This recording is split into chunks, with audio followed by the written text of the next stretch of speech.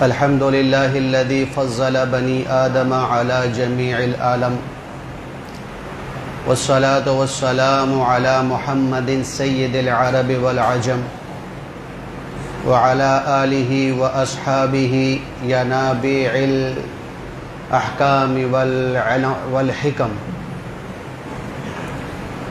أما بعد فأعوذ بالله من الشيطان الرجيم. بسم الله الرحمن الرحيم. فاسألوا أهل الذكر إن كنتم لا تعلمون. وقال النبي صلى الله عليه وسلم العلماء ورثة الأنبياء. صدق الله العظيم وصدق رسوله النبي الكريم ونحن على ذلك لمن الشاهدين والشاكرين والحمد لله رب العالمين. درود پڑھ لو.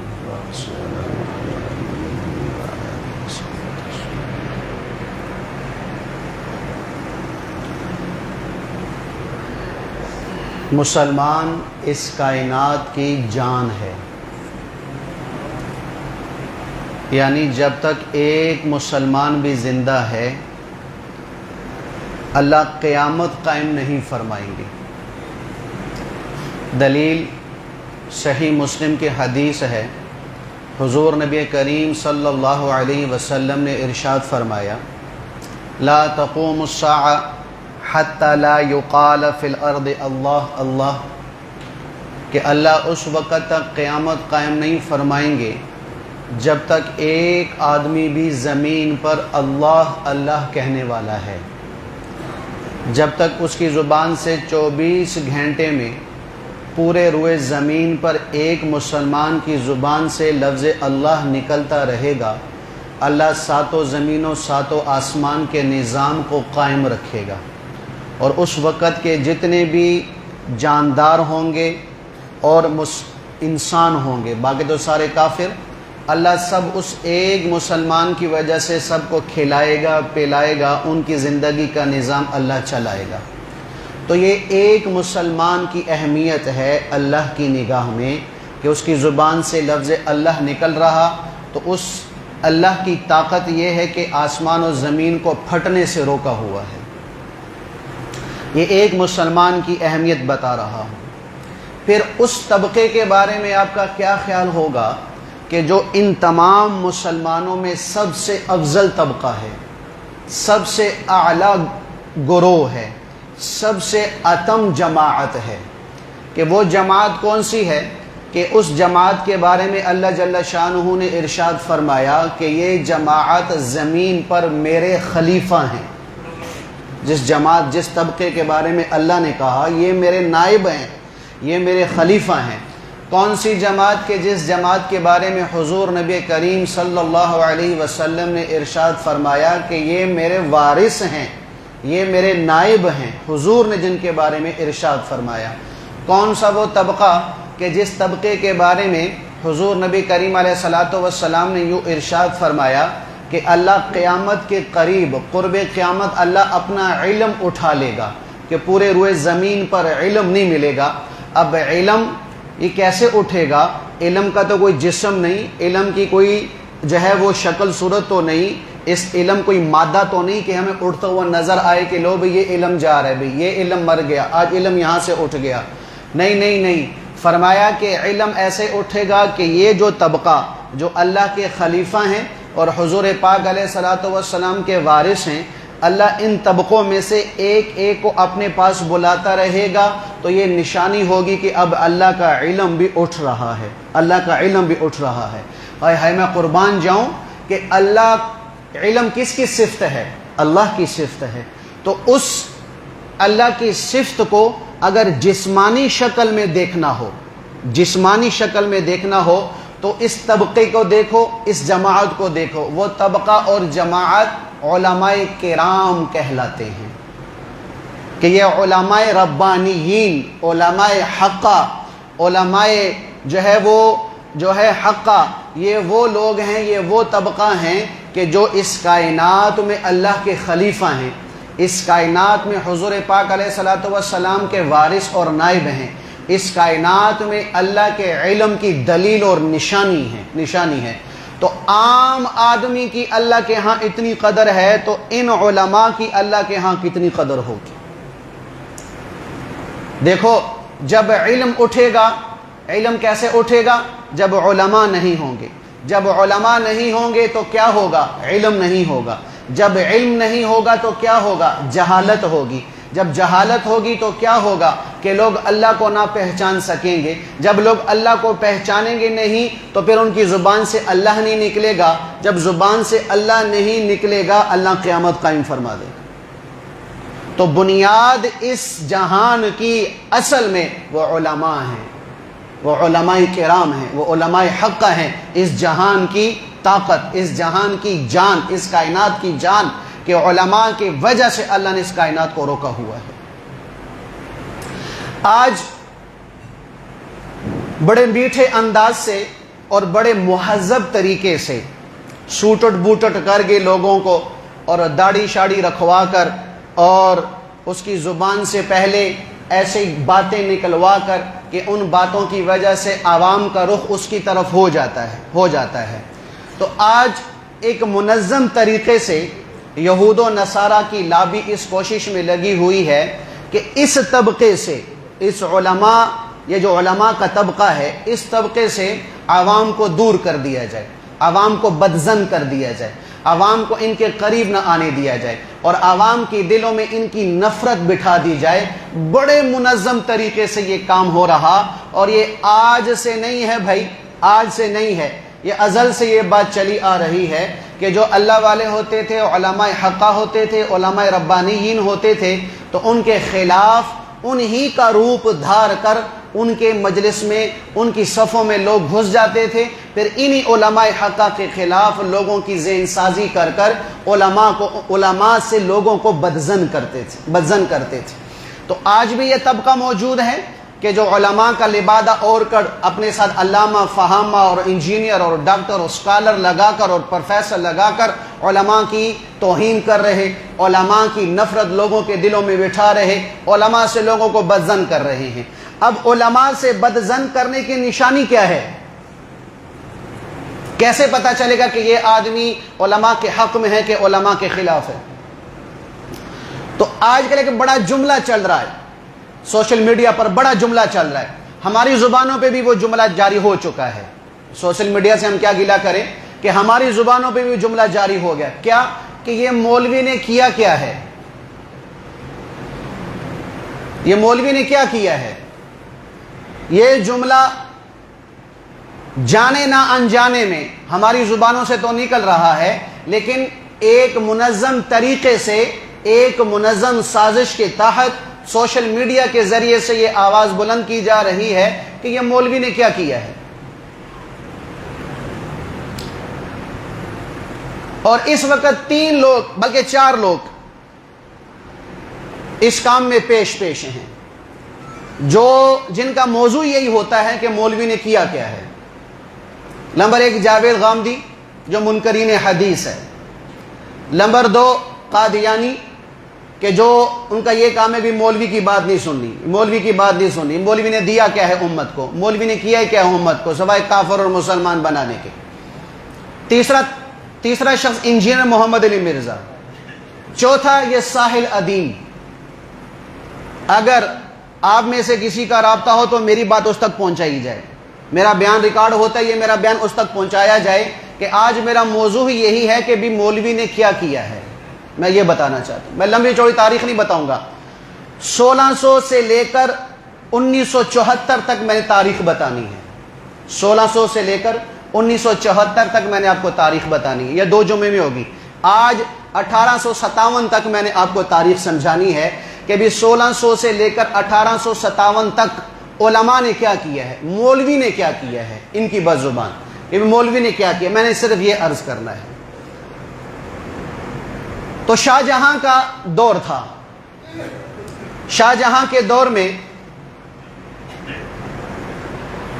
1601 میں ہندوستان میں، جب پاکستان ہندوستان ایک بر صغیر تھا، 1601 میں انگریز آیا ہے۔ انگریز آیا تو اس نے شاہ جہاں سے اجازت لے کر دلی میں ایک کمپنی خریدی، اس کمپنی کا نام تھا ایسٹ انڈیا کمپنی خریدی۔ کمپنی خریدنے کے بعد اس نے یہ ایگریمنٹ کیا شاہ جہاں سے کہ بھئی کمپنی ہماری ہوگی تو اصول بھی ہمارے چلیں گے، قانون بھی ہمارا چلے گا، ہم نے آپ کی کوئی بات نہیں ماننی۔ ایک کام انہوں نے یہ کیا۔ دوسرا کام یہ کیا کہ کلکتہ میں انہوں نے ایک بندرگاہ خرید لی، کلکتہ میں بندرگاہ خرید لی۔ اب وہاں سے ان کا اثر و رسوخ مزید بڑھتا رہا۔ شاہ جہاں کے دو بیٹے تھے، ایک کا نام تھا دارا شکوہ، ایک کا نام تھا جہانگیر رحمت اللہ علیہ۔ اب جہانگیر رحمت اللہ علیہ کو انہوں نے بھیج دیا حیدرآباد جہاد کے لیے، وہ حیدرآباد چلے گئے۔ پیچھے شاہ جہاں نے اپنے تخت پر اپنے بیٹے دارا شکوہ کو بٹھا دیا۔ اب دارا شکوہ بالکل انگریز کا سازشی تھا، انگریز سے بالکل محبت کرنے والا، ان کی ہاں میں ہاں ملانے والا، اور ان کا بڑا خیرخواہ تھا یہ دارا شکوہ۔ عالمگیر رحمت اللہ علیہ حیدرآباد میں تھے، ان کو پتہ چلا، وہ وہاں سے واپس آئے، دارا شکوہ سے جنگ کی، جنگ کر کے اس کو تخت سے ہٹایا، اور خود عالمگیر رحمت اللہ علیہ تخت پر بیٹھے۔ 50 سال حکومت فرمائی عالمگیر رحمت اللہ علیہ نے، 50 سال حکومت کی۔ اس 50 سال کے عرصے میں انگریز بالکل ہندوستان میں بے بس تھا، بالکل بے بس۔ جہاں اس کا کاروبار کا حد تھا وہ وہیں تک رہا، اس سے آگے نہ بڑھ سکا۔ جب عالمگیر رحمت اللہ علیہ کا بھی انتقال ہو گیا تو اگلے 100 سال 13 بادشاہ گزرے، ان کے نسل میں سے 13 بادشاہ گزرے، اور وہ 13 کے 13 انگریزوں کے ٹاؤٹ، انگریزوں کے ایجنٹ، انگریزوں کے ماننے والے، انگریزوں سے محبت کرنے والے، عیاشیاں کرنے والے، اور مزے اور جو ہے وہ اپنی آسانی اور سہولت والی زندگی گزارنے والے، کسی نے بھی انگریز سے جنگ نہیں کی، کسی نے بھی انگریز کا مقابلہ نہیں کیا۔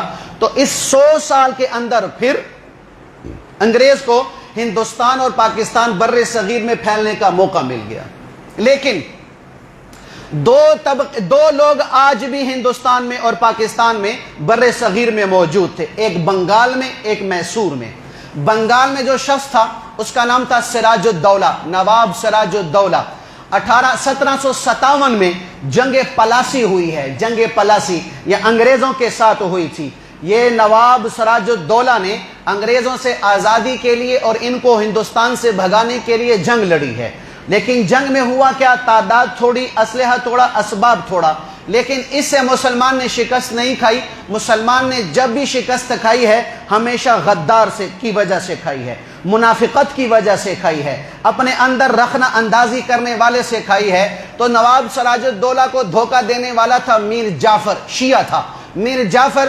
اس نے انگریزوں کے ساتھ مل کر سارے راز انگریزوں کو بتائے، ساری کمزوریاں انگریزوں کو بتائیں، تو انگریزوں نے پھر یہاں کے مسلمانوں پر حملہ کر کے پورے بنگال میں ان کو شکست دے دی اور سب کو بھگا دیا، کئی شہید بھی ہو گئے۔ نواب سراج الدولہ کے بارے میں ایک روایت آتا ہے کہ یہ بھی نکل گئے تھے۔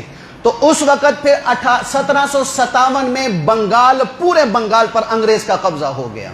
پھر دوسری جنگ ہوئی ہے 1799 میں، 1799 1799 میں جنگ ہوئی ہے۔ یہ جنگ ہوئی ہے حیدر علی کے بیٹے فتح علی سے، جس کو ہم سلطان ٹیپو رحمت اللہ علیہ کے نام سے جانتے ہیں۔ میسور میں 4 جنگیں ہوئی ہیں، چاروں جنگوں میں سے 3 جنگوں میں انگریز کو شکست ہوئی۔ آخری جنگ جو ہوئی، آخری جنگ جو سلطان ٹیپو رحمت اللہ علیہ کی شہادت کا سبب اور ذریعہ بنی، یہ سلطان ٹیپو کون تھا؟ جس کو شیر میسور کہا جاتا تھا کہ یہ میسور کا شیر ہے۔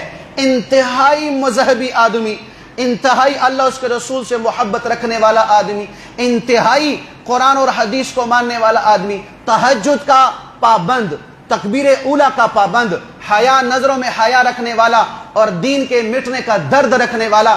آج ہمارا ظلم در ظلم یہ ہے کہ ہمارے یہ عصری تعلیم والوں نے سلطان ٹیپو کی ایک عجیب شکل پیش کی ہے کہ سر پہ کلا ڈالا ہوا ہے اور لمبی لمبی اس کی مونچھیں چھوڑی ہوئی ہیں، داڑھی غائب ہے۔ اللہ کی قسم، سلطان ٹیپو وہ شخص تھا کہ جس نے زندگی بھر داڑھی کٹوانا تو دور کی بات، کبھی داڑھی نہ منڈوائی ہے، نہ داڑھی پہ اس نے کینچی چلائی ہے۔ وہ تو حضور کی سنت کے ساتھ اس کا چہرہ مزین تھا، حضور کی سنت کے ساتھ اس کا چہرہ چمکتا تھا، لیکن چونکہ ایک تاریخی آدمی تھا اور انگریز کے ساتھ لڑنے والا تھا، تو یہ علماء کے دشمنوں نے اس کی شکل ایسے پیش کی کہ کہیں اگر ہم نے اس کو بھی داڑھی والا پیش کر دیا تو یہ سارا کریڈٹ علماء لے جائیں گے، سارا کریڈٹ مولوی لے جائیں گے، دیکھو بھی یہ مولوی تھا.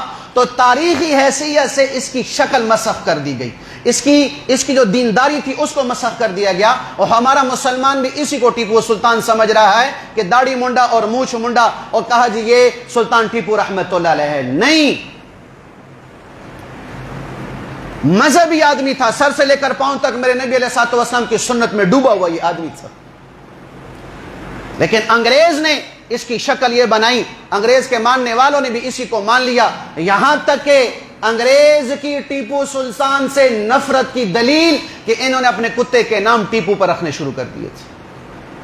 کتوں کے نام ٹیپو رکھتے تھے. کس کی نفرت میں؟ سلطان ٹیپو رحمت اللہ علیہ کی نفرت. تو 1799 میں میسور میں جنگ ہوئی، 30,000 مسلمان تھے، 60,000 کافر انگریز تھے. تو قلعے میں بند ہو کر سلطان ٹیپو نے یہ جنگ لڑی ہے. کئی دنوں تک انگریز محاصرہ کر کے رکھا ہوا ہے، لیکن اندر آنے کی جرت نہیں ہو رہی. مسلمان اندر سے وار کر رہے ہیں، وہ بھی مر رہے ہیں، یہ بھی شہید ہو رہے ہیں. لیکن وہی جیسے میں نے عرض کیا کہ مسلمان نے کبھی کفر سے شکست نہیں کھائی، اگر کھائی ہے تو غداری کی وجہ سے. یہاں بھی ایک بدبخت شیعہ کافر تھا جس نے غداری کی، میر صادق. میر صادق نے کیا کیا کہ سارا نقشہ میسور کے قلعے کا نقشہ اٹھایا، انگریز کو دے دیا. بدلے میں 900 مربع زمین ملی، 900 مربع زمین ملی. سارا نقشہ، سارے خفیہ راستے انگریزوں کے پاس پہنچ گئے. ایسا کیا جو خفیہ راستہ تھا جس کا انگریز کو پتہ نہیں تھا، وہاں پر انہوں نے اپنی توپیں لا کے لگائیں، گڑھے کھودے، راستہ بنایا، صبح کا انتظار کیا. اب صبح ہوئی، صبح ہونے کے بعد فوج نے آمنے سامنے ہونا تھا، لیکن یہ میر صادق آیا اپنی فوج کو کہنے لگا آؤ بھائی، جس نے اپنی تنخواہ اس مہینے کی نہیں لی وہ تنخواہ لینے کے لیے آ جاؤ. جنگ کے موقع پہ ساری فوج کو تنخواہ کے لیے بھیج دیا. ادھر جب انگریز نے دیکھا کہ میدان صاف ہو گیا، گولہ بارود کی دیوار توڑا اور اندر داخل ہو گئے. سلطان ٹیپو رحمت اللہ علیہ کھانا کھا رہے تھے، کھانا چھوڑا، جب یہ ہلے کی آواز سنی تو چھوڑتے ہوئے تاریخی جملہ بولا کہ شیر کی ایک دن کی زندگی گیدڑ کی 100 سالہ زندگی سے بہتر ہے. تلوار لی ہے اور نکلے ہیں، انگریز سے لڑتے لڑتے لڑتے کئیوں کو مردار کیا.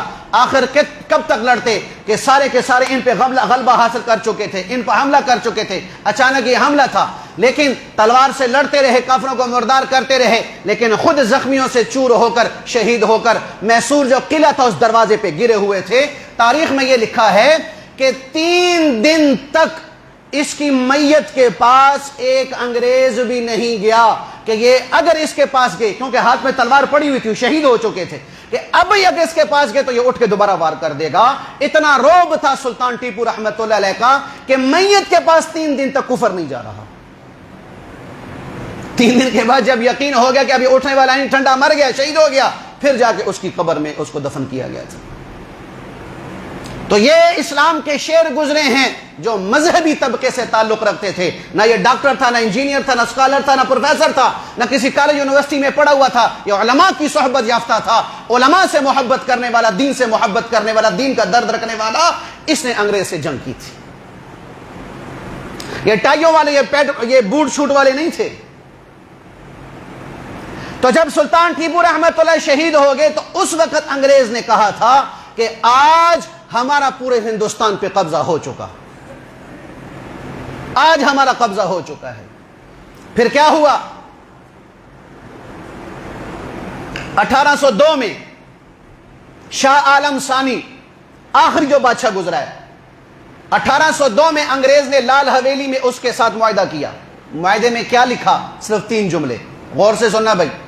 3 جملے لکھے تھے معاہدے میں. نمبر 1 زمین اللہ کی، نمبر 2 تخت بادشاہ کا، نمبر 3 حکم انگریز کا.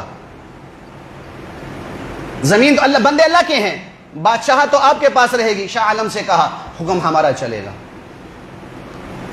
یہ 3 باتوں پر انگریز نے کمٹمنٹ کی تھی شاہ عالم ثانی سے. اس نے دستخط کر کے انگریز کے حوالے کر دیا تھا. گویا عملاً 1802 میں پورے بر صغیر پر انگریزوں کا راج ہو چکا تھا.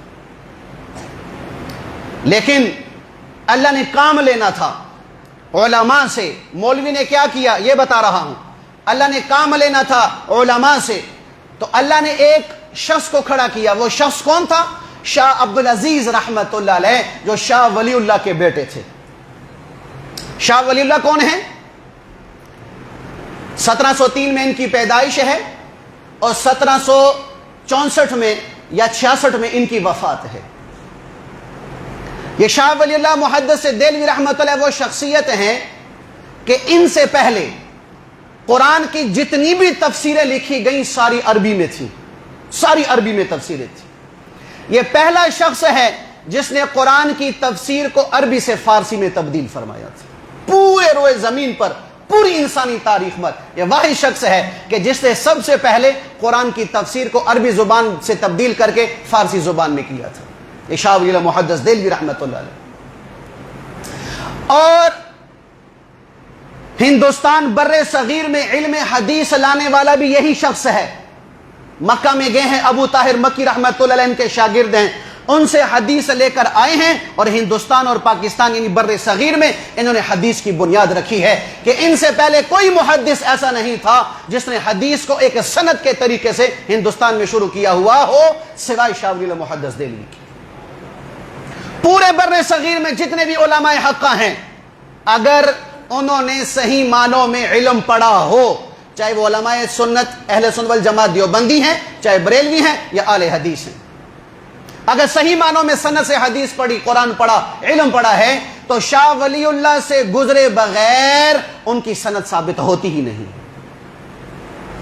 رسول اللہ تک سند ثابت کرنے کے لیے بر صغیر کے علماء کو سب سے بڑا واسطہ چاہیے، اس واسطے کا نام شاہ ولی اللہ محدث دہلوی ہے کہ شاہ ولی اللہ کے بغیر کسی عالم کا واسطہ حضور تک نہیں پہنچ سکتا. ہمارے علماء دیوبند کا واسطہ پہنچتا ہے. ان کی ایک کتاب ہے حجت اللہ البالغہ، شاہ ولی اللہ محدث دہلوی نے کتاب لکھی ہے.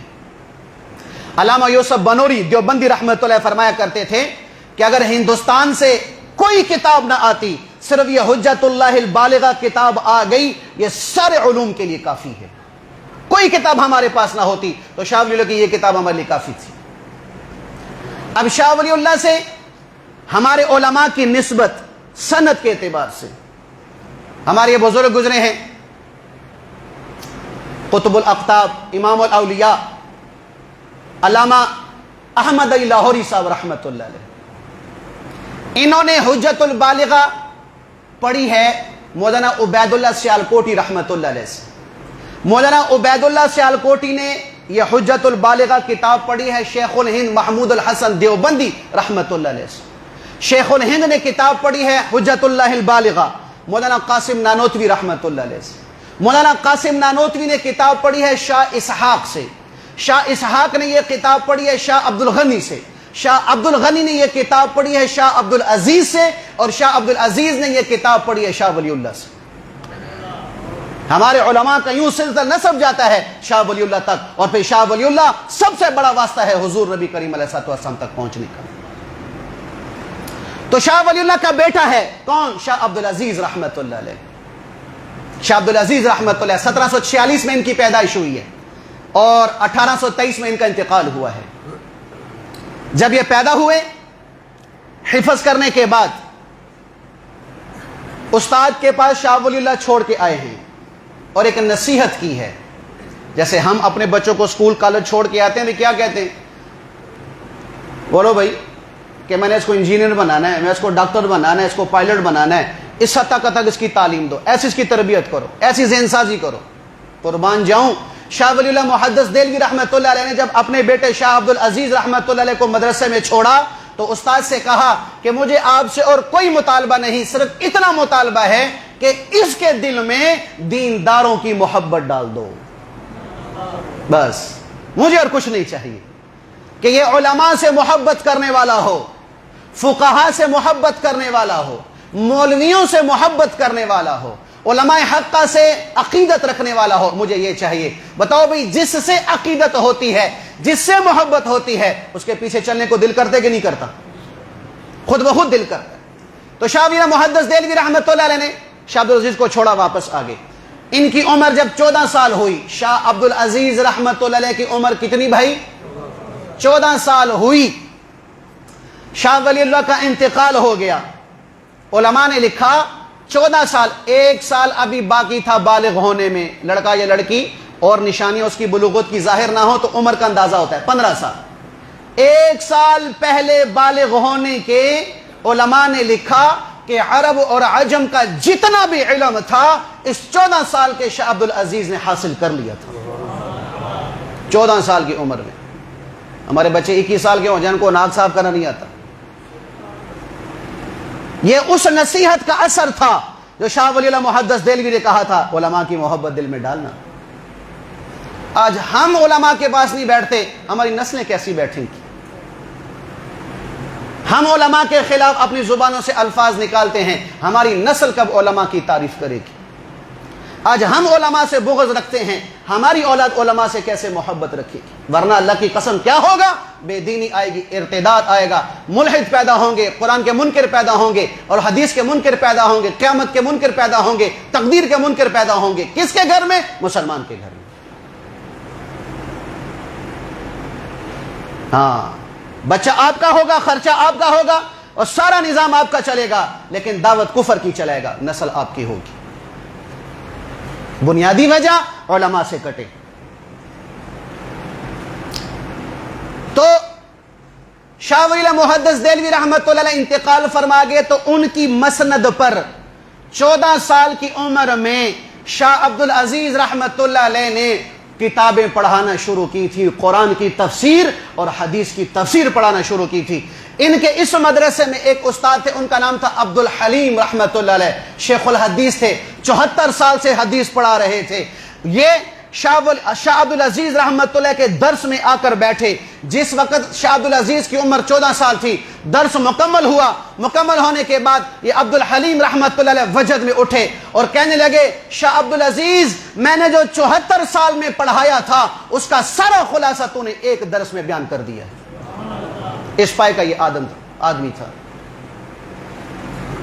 اور علماء اور عوام سے بڑی محبت، خیر خواہی تھی۔ ایک آدمی نے فتویٰ ان سے پوچھا کہ جو پیشہ ور عورتیں ہیں، بدکارہ، جو پیسے لے کے بدکاری کرتی ہیں، ان کا جنازہ پڑھنا جائز ہے؟ شاہ جی نے فتویٰ دیا کہ جو وہاں جا کے منہ کالا کرتے ہیں ان کا نماز جنازہ جائز ہے؟ جو وہاں جا کے منہ کالا کرتے ہیں ان کا نماز جنازہ جائز ہے؟ اگر ان کا جائز ہے تو ان کا بھی جائز ہے۔ اس کس پائے کا ایمان تھا؟ ان کے زمانے میں ایک ملحد آ گیا، اس نے اپنی کتاب بائبل پکڑی ہوئی ہے اور مسلمانوں سے چوک چراہوں پہ اعلان کروا رہا ہے، آؤ بھائی، آج میں بھی اپنی کتاب کو آگ میں ڈالتا ہوں، تم بھی اپنی کتاب کو آگ میں ڈالو، یعنی قرآن کو آگ میں ڈالو۔ جس کی کتاب بچ گئی وہ حق پر، جس کی کتاب جل گئی وہ باطل پر۔ اس نے سینے سے اپنی کتاب لگائی ہوئی ہے اور چوک و چوراہوں پر اعلان کر رہا ہے۔ مسلمانوں میں ایک بے چینی سے دوڑی، بے اقراری سی دوڑی کہ یہ بدبخت ہمارے قرآن کتاب کو، ہماری پاک کتاب کو، مقدس کتاب کو للکا۔ دوڑتے ہوئے شاہ عبد العزیز رحمۃ اللہ کے پاس تشریف لائے، کہا حضرت یہ بدبخت یوں چوک میں کھڑے ہو کر یہ اعلان کر رہا ہے۔ شاہ جی نے فرمایا چلو چلیں، فرمایا قرآن تو پکڑ لیں، کہا قرآن کے بغیر ہی مسئلہ حل ہو جائے گا، پریشان ہونے کی ضرورت نہیں ہے۔ پہنچے ہیں چوک میں، ہاں بھائی کیا کہتا ہے؟ کہا میں یہ کہتا ہوں کہ میری یہ کتاب ہے، میں بھی آگ میں ڈالتا ہوں، تم اپنی کتاب قرآن کو آگ میں ڈالو، جو کتاب جل گئی وہ باطل پر، جو بچ گئی وہ حق پر۔ فرمایا نہیں نہیں نہیں، ایسے فیصلہ نہیں ہوگا، فیصلہ یوں ہوگا کہ تو اپنی کتاب کو اپنے سینے سے لگا، میں اپنی کتاب کو اپنے سینے سے لگاتا ہوں، پھر دونوں آگ میں چھلانگ لگاتے ہیں، جو جل گیا وہ باطل پر، جو بچ گیا وہ حق پر۔ تو وہ باطل دوڑنے لگا، وہ بدبخت دوڑنے لگا، لوگوں نے پکڑا، کیا کر رہا ہے، کہاں جا رہا ہے؟ اب کھڑا ہو۔ وہ کہنے لگا ارے میں نے اس کتاب کو مسالہ لگایا ہوا ہے کہ جس پہ آگ اثر نہیں کرتی، میں نے اپنے اوپر تو مسالہ نہیں لگایا ہوا کہ مجھ پہ آگ اثر نہیں کرے گی۔ وہ بھاگ گیا۔ شاہ جی رحمت اللہ کے پاس لوگ آئے، فرمایا حضرت آپ نے یہ دعویٰ کیسے کر دیا؟ اگر آپ قرآن کو لے کر آگ میں کود جاتے اور وہ مان جاتا تو پھر کیا ہوتا؟ فرمایا چپ کر جاؤ، میں اس وقت شاہ عبد العزیز کی حیثیت سے نہیں تھا، بلکہ اللہ کی کتاب کا وکیل بن کے میں کھڑا تھا۔ مجھے یقین تھا کہ جس طرح اللہ نے ابراہیم کو آگ سے بچایا تھا، اللہ مجھے قرآن کے صدقے یہاں بھی آگ سے بچائے گا۔ یہ شخصیت گزری ہے شاہ عبد العزیز رحمت اللہ علیہ کی۔ کہ ہم مولویوں نے کیا کیا ہے؟ جسے کھڑے ہونے، جسے پیشاب کی تمیز نہیں ہے، کھڑا ہو کے جانوروں کی طرح، ڈنگروں کی طرح پیشاب کرتا ہے، وہ اٹھاتا ہے ہاتھ انگلیوں پر۔ علماء نے کی، مولویوں نے کی کیتا ہے۔ اللہ الصمد۔ ان شاہ عبد العزیز رحمت اللہ نے جب یہ اعلان سنا کہ انگریز کہہ رہا ہے زمین اللہ کی، بادشاہت تخت بادشاہ کا اور حکم انگریز کا، تو مولوی سے پھر صبر نہ ہوا۔ مولوی سے پھر صبر نہ ہوا۔ پھر مولوی نے فتویٰ دیا ہے، شاہ عبد العزیز رحمت اللہ علیہ کا فتویٰ آیا ہے 1822 میں۔ فتویٰ کیا آیا؟ اے دنیا بھر کے مسلمانوں اور اے بر صغیر کے مسلمانوں، آج سے ہندوستان اور پاکستان یہ دارالاسلام نہیں رہا، یہ دارالحرب بن چکا ہے۔ اب یہاں پر جہاد فرض ہو چکا ہے اور انگریز کو یہاں سے نکالنا ہر مسلمان پر فرض ہو چکا ہے۔ پھر یہ فتویٰ مولوی صغیر کا فتویٰ نہیں تھا، کسی اور مولوی کا فتویٰ نہیں تھا کہ جو کوثر مسجد سے باہر نہیں جاتا، یہ شاہ ولی اللہ کے سب سے بڑے لخت جگر شاہ عبد العزیز کا فتویٰ تھا۔ اس فتوے نے کیا کیا؟ پورے بر صغیر میں ایک ایٹم بم پھڑوا دیا۔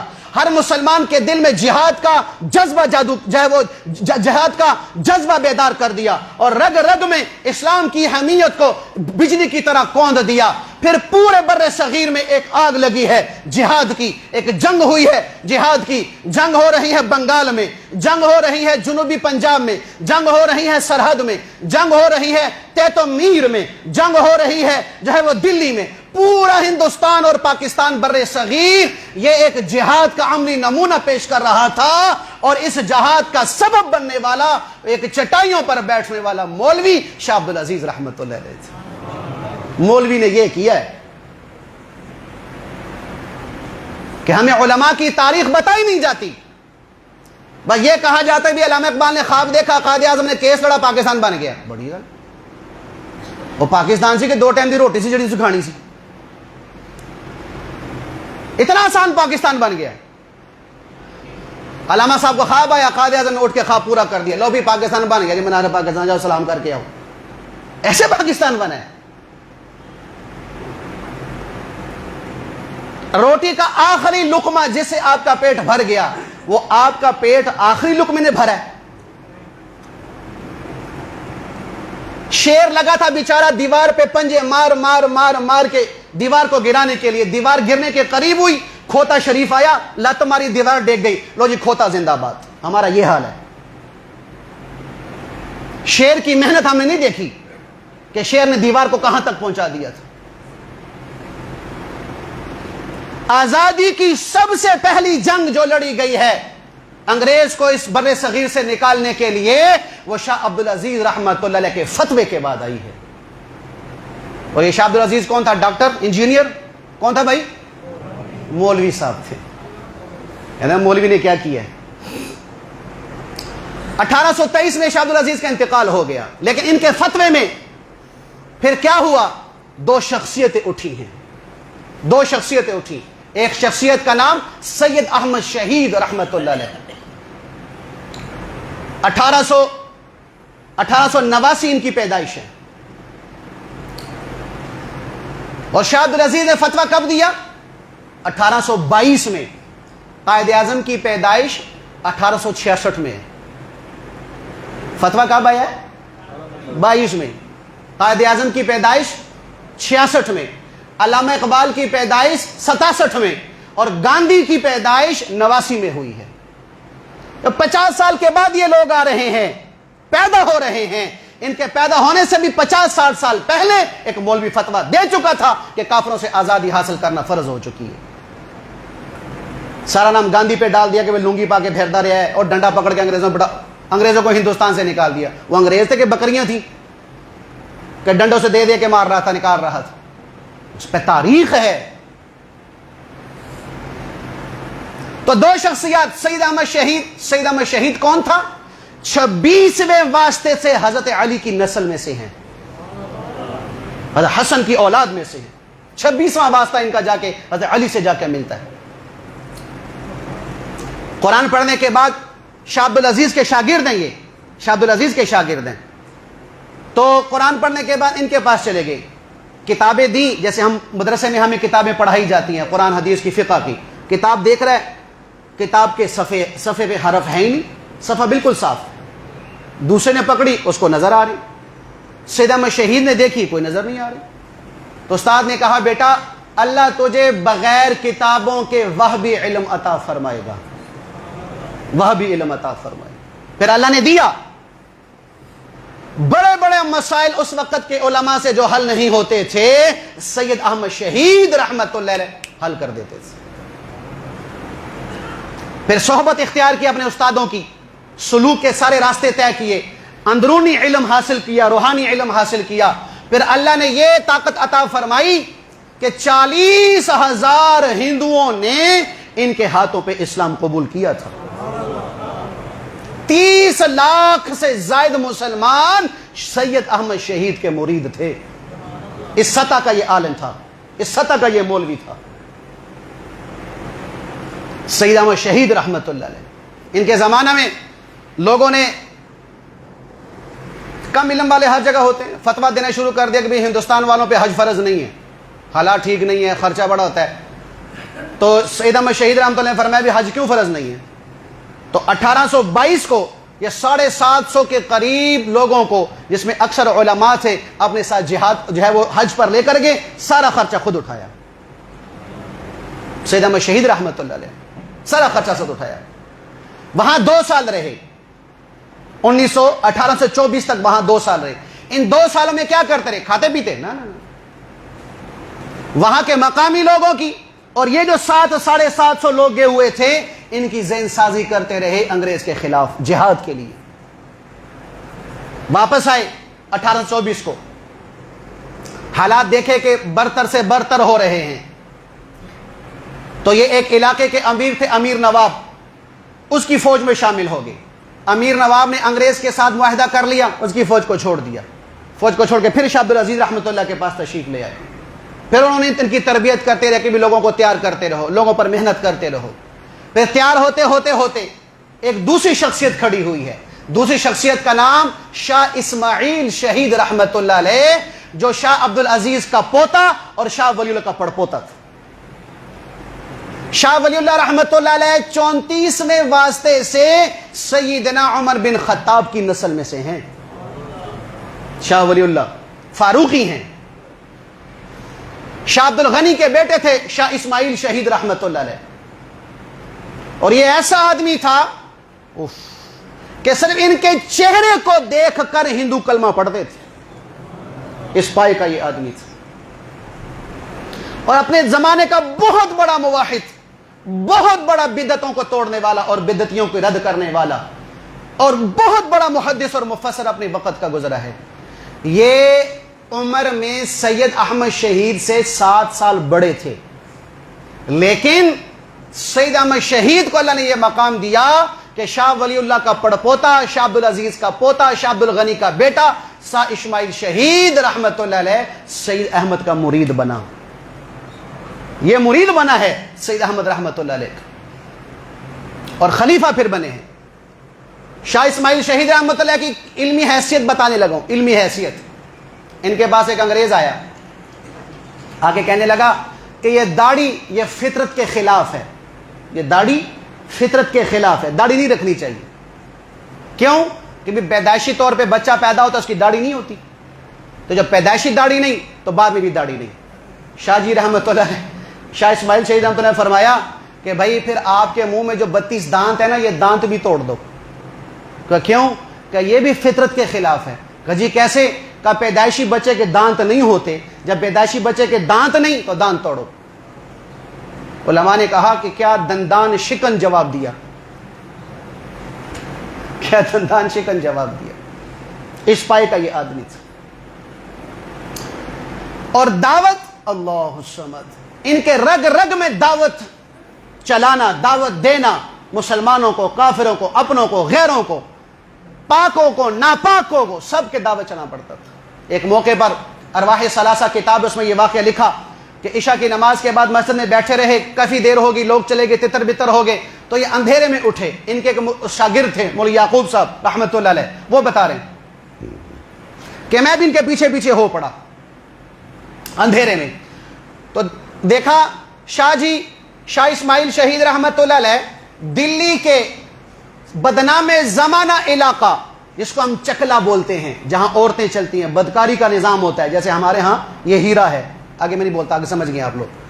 تو ایسی منڈیاں تھیں کہ جہاں پر عورتوں کا نظام چلتا تھا، عورتیں سپلائی ہوتی تھی اور زنا کا اڈا کھلا ہوا تھا، اور ان کی جو سردارہ تھی اس کا نام تھا موتی، حسن کی بلا تھی وہ. تو اسماعیل شہید رحمت اللہ علیہ اس کے کوٹھے کے باہر جا کے کھڑے ہو گئے. اندر موسیقی کی اور رقص کی اور شراب اور کباب کی محفل چالو تھی. آواز لگائی، اللہ کے نام پہ کچھ دے دو. آواز لگائی. موتی نے آواز سنی، اپنی خادمہ سے کہا جاؤ بھی کوئی مانگنے والا اس کو دے دو. اب وہ مانگنے والی وہ آئی اور عورت خادمہ، پیسے ہاتھ میں تھے، شاہ صاحب کو دینے لگی. تو اسماعیل شاہ نے فرمایا کہ جب تک میں اپنی فریاد نہ سنا لوں میں پیسے نہیں لیتا، میں نے فریاد سنانی ہے اپنی. کہ تو نے کیا فریاد سنانی ہے؟ کہ بس موتی سے کہو کہ میں اس سے ملنا چاہتا ہوں، میں نے اپنی فریاد سنانی ہے، اس کے بغیر میں نہیں جا سکتا. خادمہ آئی، اس نے کہا اس کو تھوڑے اور پیسے دے دو. انکار کر دیا. پھر آئی، 3 دفعہ چکر لگا، کہا نہیں مجھے پیسے نہیں چاہیے، فریاد دینی ہے، فریاد سنانی ہے. کہا اچھا چلو بلا لو، شغل میں لے صحیح، مولوی سے شغل لگائیں گے. کیا کریں گے؟ آج ہماری مجلسوں میں بھی یہ بات ہوتی ہے، ناراض نہ ہونا، کہ ہم علماء کا چیزہ لگانے کے لیے، ان کو ذلیل کرنے کے لیے، ان کا مذاق اڑانے کے لیے اپنی مجلسوں میں ذکر کرتے ہیں. فلاں مولوی کیسا ہے، داسا ذرا فلاں مولوی کیسا ہے، تو اس کے بارے میں کیا کہتا ہے. اور جنہیں استنجا سنت کے مطابق کرنا نہیں آتا وہ علماء کے خلاف باتیں کر رہے ہوتے ہیں. دیکھو ہماری نسبت کن کے ساتھ جوڑ رہی ہے. یہ اس لیے کہ تاریخ سے ہم اندھے ہیں کہ علماء کے خلاف، علماء کو بدنام کرنے کی سازش کس نے پیدا کی ہے، تو ہماری نسبت کس کے ساتھ مل رہی ہے. تو موتی نے کہا بلا لو، شغل ہی رہے گا. شاہ صاحب اسماعیل رحمت اللہ علیہ اندر تشریف لائے. چاروں طرف وہ تماشبین بیٹھے ہوئے تھے، آگے شراب پڑی ہوئی تھی اور موتی بیٹھی ہوئی تھی ایک تخت پر بادشاہوں کی طرح، اور عورت ناچ رہی تھی درمیان میں. اس کو ہٹایا، شاہ صاحب درمیان میں آ کر بیٹھ گئے.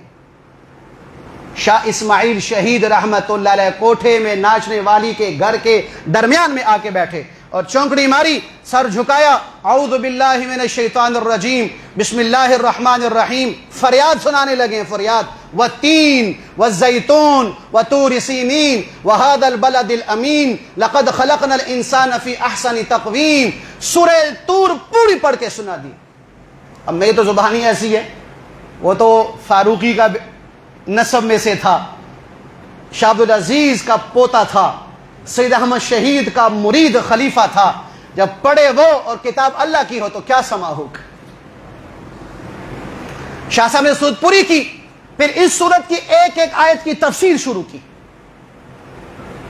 کہ اے ناچ گانوں میں مگن ہونے والو، اے اپنی زندگیوں کو گناہوں میں برباد کرنے والو، ارے دیکھ اللہ تو تمہیں کہتا ہے کہ تو میرا سب سے حسین بندہ ہے، تو میرا سب سے خوبصورت بندہ ہے، تو سب سے میرا محبوب بندہ ہے، تو سب سے میرا پیارا بندہ ہے. تو کن غلاظتوں میں پڑ گیا، تو کن گندگیوں میں پڑ گیا، تو کن خرافات میں پڑ گیا، تو کس گناہوں کے دلدل میں پڑ گیا. نہیں، جیسے تو خوبصورت ہے زندگی بھی خوبصورت لا، عمل بھی خوبصورت لا، تو میں موت بھی خوبصورت دوں گا اور قیامت کے دن خوبصورت جگہ جنت عطا کر دوں گا. اسماعیل شہید کی زبان سے تفسیر نکلی ہے. اللہ کی قسم کہتے ہیں کہ اس کوٹھے میں یوں کوہرام مچ گیا تھا کہ جیسے پورے بر صغیر میں امن ہے، صرف اس کوٹھے میں قیامت قائم ہو چکی ہے. ایسی چیخو پکار تھی کہ ناچنے والے بھی سجدے میں، ناچنے والی بھی سجدے میں، ناچ دیکھنے والے بھی سجدے میں، موتی بھی سجدے میں، آنکھوں سے آنسو کا سیلاب تھا. شاہ اسماعیل شہید بھی سجدے میں. اے میرے رب، یہاں تک لانا میرا کام تھا، اب اس کی زندگی و دل کا بدل دینا تیرا کام ہے. شاہ نے سر اٹھایا ہے، پھر سب نے سر اٹھایا ہے. اللہ کی قسم پھر وہ موتیا عورت تھی کہ زندگی بھر کسی نے اس کے سر کا ایک بال نہ دیکھا. اور جتنے زانی تھے سب نے توبہ کر لی. سارے کوٹھے بند کروا کے سب کو شاہ صاحب کا مرید بنایا. وہ مرید نہیں بنی، قرآن حدیث کے مطابق زندگی گزارنا شروع کر دی. یہاں تک کہ جب سید احمد شہید رحمت اللہ نے شاہ اسماعیل شہید کے ساتھ مل کر جہاد کا اعلان کیا تھا تو ان عورتوں نے کہا تھا، انہی بازاری عورتوں جو بعد میں توبہ کر لی تھی، کہ شاہ جی ہم بھی آپ کے ساتھ جہاد میں جائیں گے، اللہ اس کے رسول کے نام پہ کٹیں گی، مریں گی، آپ کے شانہ بشانہ لڑیں گی. فرمایا تم نہیں جا سکتی. کہا اچھا پھر یہ کرو کہ مجاہدین کی ساری خدمت ہمارے ذمہ، ان کے گھوڑوں کی خدمت بھی ہمارے ذمہ۔ یہ کس نے پیدا کیا؟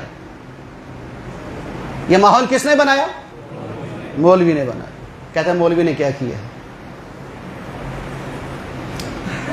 اللہ اکبر۔ ان دونوں حضرات نے پھر 1824 میں 900 مریدین، 10,000 مجاہدین ان کو لیا اور کلکتہ سے سفر شروع کیا ہے۔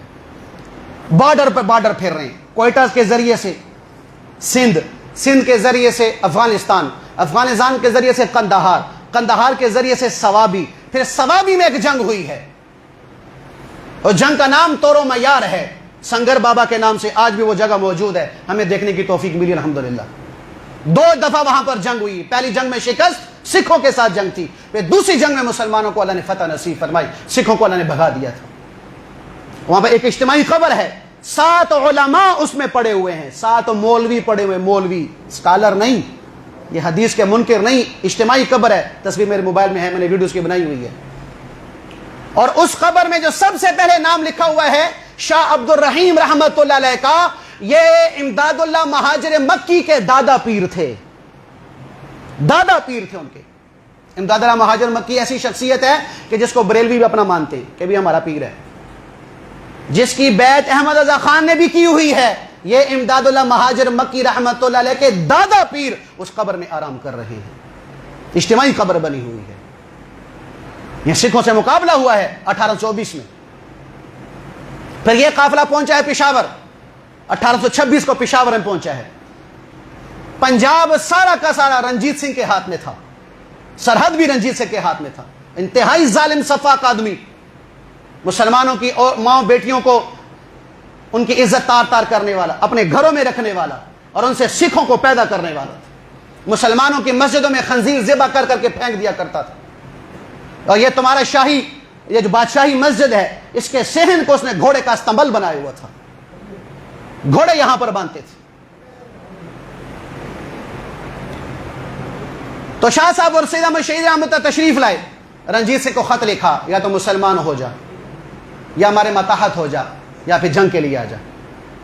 پھر جنگ کے لیے اس نے اپنے بھائی بدھ سنگھ کو بھیجا، 10,000 اپنے ساتھیوں کو، فوجیوں کو بھیج کر جنگ ہوئی ہے۔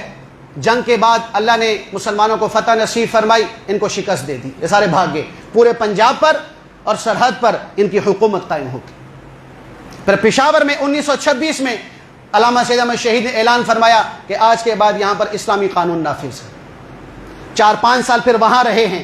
پھر 1831 کو بالا کوٹ پہنچے ہیں۔ ان کا مقصود کشمیر جانا تھا کہ اگر کشمیر ہمارے قبضے میں آ گیا تو بر صغیر بھی ہمارے قبضے میں ہوگا۔ کیوں کہ کشمیر کو ہندوستان اور پاکستان کی شارک کہا جاتا ہے۔ ان کی یہ نیت تھی کہ کشمیر قبضے میں، انگریز خود بخود بھاگ جائے گا۔ لیکن اللہ کی کرنی بالا کوٹ پہنچے ہیں۔ بالا کوٹ میں پھر وہاں پر سکھوں سے جنگ ہوئی ہے، سکھوں سے جنگ ہوئی ہے۔ اس جنگ میں ہزاروں مسلمان شہید ہوئے، ہزاروں سکھ مردار ہوئے۔ سید احمد شہید بھی اسی جنگ میں شہید ہوئے، شاہ اسماعیل شہید بھی اسی جنگ میں شہید ہوئے تھے۔